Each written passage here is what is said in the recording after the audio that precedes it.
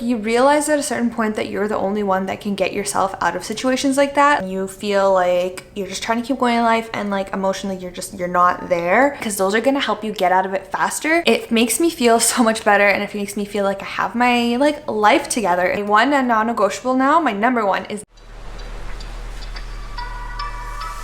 hello and welcome back to my channel. Welcome to another Chats with Megs, yet another random video, but I was getting ready for an event that I'm going to, and I really just was thinking about things, and I came up with literally thoughts that I really wanted to share. So I literally whipping out my camera here, and we're gonna have a little Chats with Megs while I get ready. So the theme of today's Chats with Megs is my 5 non-negotiables when getting out of a funk. So lately I have been, or I'd say like, not lately, I think it got a lot better recently, but a month or two ago, I was in this really deep funk where I honestly just kind of was trying to figure out my purpose in life, what to do next. I kind of felt like I had gone through a really challenging couple of months and I wasn't really sure what the next steps were. And I'd say like, it was like a pretty big funk. And I've been in a few of those funks throughout my life. And in the past, I would kind of just like wait for them to be over. Like I would wait for things to happen and for them to just be over. Whereas now, you know what, like you realize at a certain point that you're the only one that can get yourself out of situations like that. Like you have to be the person that creates those different strategies to help you get through things, especially things that you know are recurring for yourself. Like for me, I sometimes get into funks, and so I've created a list of 5 non-negotiable practices that they're not going to fix all my problems, but they do help me get out of a funk. So I wanted to share those with you. But first, let's start getting ready. So I'm going to pin my hair out of my way. I'm not going to share the products I use because I do not use like crazy products. So, but let's get this going. Okay, so my number one thing, and this is going to sound interesting to some, but number one is never skip skincare. So I know that you guys are probably thinking like, what do you mean never skip skincare? When you get into a funk, skincare is usually one of the first things that falls, because you don't feel good, you don't feel yourself, you don't feel like taking care of yourself. And so you just stop doing your skincare, whether that be in the morning, in the evening, or in general. And then your skin gets worse, and because you're stressed, your skin naturally just gets worse, and then you're upset because your skin's worse, and it's just kind of like a vicious cycle. And so I find myself doing that a lot.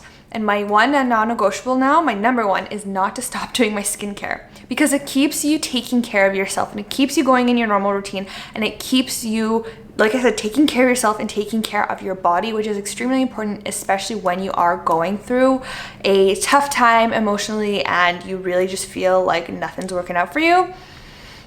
Keep taking care of your skin.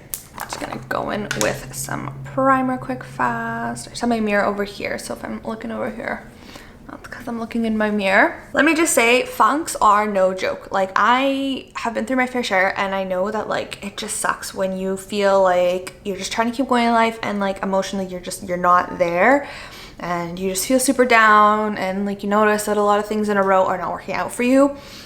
But like I said, I think I got to a point where I realized like I am in control of situations, and I'm in control of how I react to situations. And when I do realize that I am in a funk, I do like to give myself grace, but at the same time, I'm like, hey girl, you gotta get yourself out of it, because you gotta keep going, and this is not the hardest thing you've ever been through, and so it's okay. Just gotta like power through it and keep going. Okay, number 2 on my list of non-negotiable things when I'm in a funk is to sweat 3 times a week. Now for me, it's 3 times a week, but I think the rule of thumb is to sweat, whatever that looks like for you. If it's once a week, if it's twice a week, or 3 times a week. For me, 3 times a week is not pushing it, but it's totally doable. And I know that for me, like that's kind of like what I need, which is kind of equivalent to like every other day. So sweating is really, really important. By sweating, I mean working out, but it doesn't have to be like crazy workouts. It can be whatever form of fitness works for you.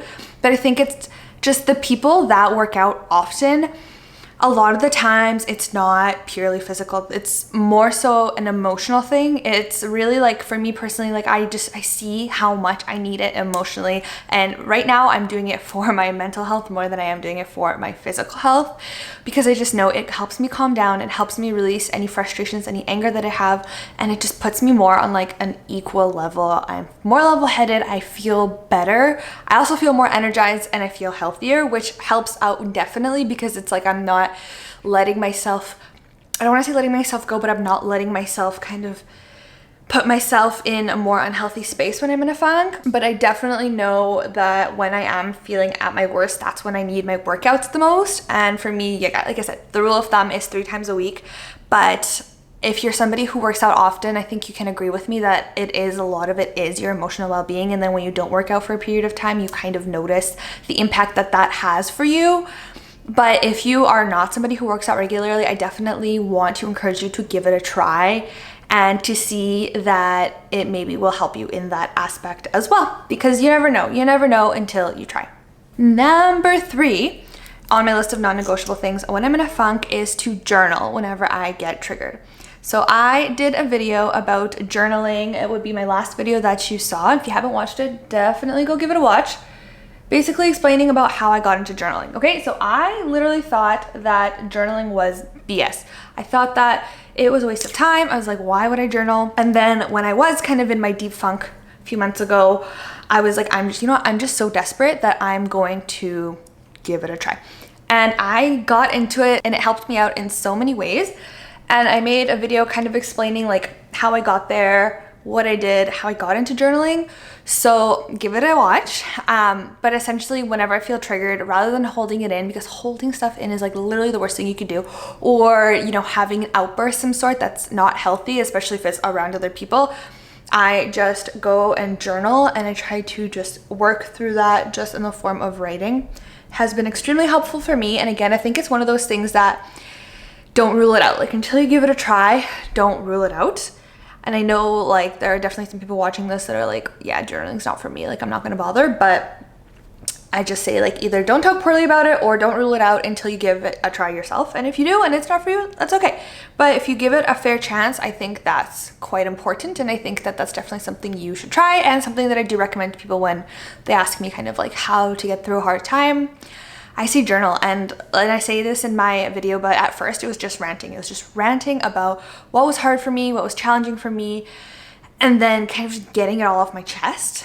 And then once I kind of got used to writing in my journal regularly, I started writing about other things, such as what I love and what I would love to do if money wasn't a factor, and things that I'm learning from the current challenges I'm going through in life and stuff like that. So again, if you haven't given it a try, don't rule it out.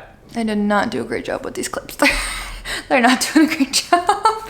Number 4 on my list is to keep my space clean and declutter. Another thing that goes right away as soon as we kind of fall into a funk and we're not doing so well is our space just becomes a complete mess, which obviously is normal, but if we have a bad space, just like if we have bad habits, it just ends up worse for us in the end. And so I used to just let my space get messy, and I was like, whatever, I'm just not feeling great right now, it's totally fine. But in doing that, I was almost like enabling myself to just keep getting lower and lower and lower.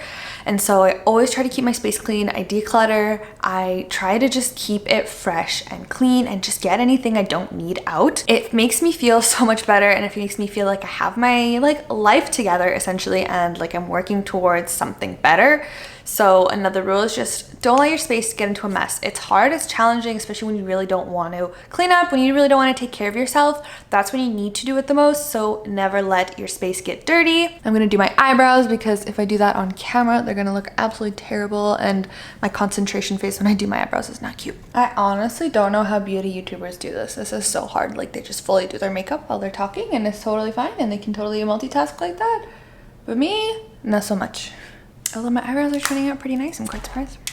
And last but not least, my 5th and final habit for what are my non-negotiables when I'm in a funk is to be good to your body and stick to your habits. Or for me, be good to my body and stick to my habits, which means different things for everybody. But essentially, eat well, keep my routine, keep my good habits. For me, my good habits are daily smoothie, no coffee because my body it doesn't do great on coffee. Limit drinking because again, I hate the way that I feel after drinking. Take my vitamins because again, when we get into a funk, we stop doing our regular routine because it's a lot of extra effort, and then it kind of just keeps on spiraling like that. So stay with your good routine. As hard as it is to do, stay with your good habits, the ones that make you feel great. Drink your daily smoothie, eat well, sleep, give your body time to relax and rest and just keep those good habits going, because those are going to help you get out of it faster, because you're going to feel much better. You're going to feel like you're taking care of yourself. It's going to naturally motivate you to get out of it, work through it, and go to the next step, rather than making your body feel not so great because you're not doing your good habits, and then you feel even worse and you kind of just like keep snowballing down into a darker place. But again, I just wanted to say, like, I know that getting into a funk, it's really hard, and it happens. Sometimes it comes out of nowhere. Sometimes we go through a really hard thing and it's not always easy. It's not always obvious to know how to get out of it. And for me, that's what happened. Like, there was a series of times in my life where I was in a funk and I didn't know what to do. I was just like, why is this happening? Why do I feel this way? Why can I just not seem to just get it together and get out of it? And I think being through a few of those throughout my lifetime now, I just realized, like, kind of what I said at the beginning of the video, I am the one that has to be there for myself, and I have to put systems in place, and I have to have my little routine of like, what do I do when I get to that point? And that's just my go-to. That's my little toolkit, and that's what I use, and it helps. It works a lot. And obviously, like, you know, it's not going to be all the same. Not all your funks are the same, and sometimes you're going to have to move things around and add new things or take some stuff away. But at the root of it, I think that just making sure you're taking care of yourself. You know, don't skip your skincare routine. Journal when you need to. Sweat, let your body just get that anger and that frustration out. Do good things for your body. Take care of yourself. Take care of your habits. Don't let your space get dirty. Like, they seem so easy to do, but when we are in that kind of dark space, it is harder to do. So I'm just gonna finish the rest of my makeup and then we'll do the outro. I can't leave you hanging with this face. I am all done, and that is all for today's video. Thank you again so much for watching. If you did enjoy this video and you love Chats with Megs, please give this video a thumbs up. It really does help to support me and my channel. I really do hope that you find some of these videos helpful, or that you can take some of these things from these videos, because I just think it's important to share what we're really going through, and I'm currently sharing things that have to do with my life right now, hence why the last few videos on my channel have been a lot about personal growth, mindset, self-development, kind of just the real raw of what happens in your mind when you are a young adult just trying to figure it all out. So again, if you are going through something similar, please know you're not alone, and that we are gonna go get through this all together. But please do take the steps to heart that I did mention in today's video, because I am someone who knows what it's like to be in a funk, and it's not uncommon. There's nothing wrong with being in one, and we're all in funks at different points of our lives. But once we have the tools to get out of them, it's definitely much, much better. Thank you again for watching, and I'll see you all next time. So know yourself, know your body, and until next time.